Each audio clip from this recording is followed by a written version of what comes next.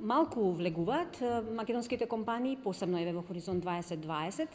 Исто така и во низината предходничка FP7, македонските компании малку влегуваа во проектите.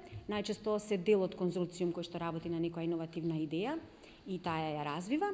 Но убаво е тоа што има нагорен тренд, што значи дека бројот се зголемува и тоа е тоа кое што влева надеж, дека ќе се подобрат работите многу повеќе. Која е причината што до сега или пак е што самата... темпо полека се развива во нагорна линија? Мислам дека повеќе има свој удел и малата информираност на малите и средни предпријатија, заради која што цел сме ние денеска овде.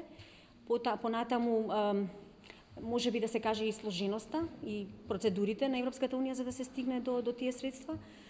Исто така е многу потребно да македонските компании бидат добро вмрежени, бидејќи посебно за Хоризонт 2020 програмата треба да има добар конзорциум кој што ќе го добие грантот.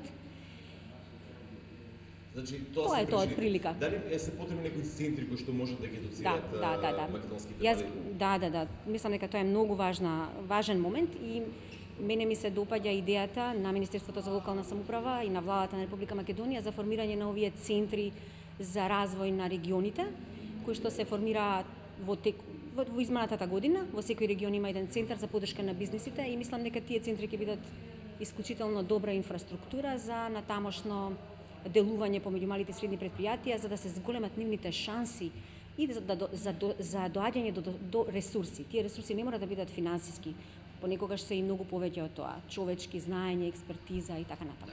И само за крај, еве, вака бизнисмените кои ќе ве гледат, на што да дадат акцент?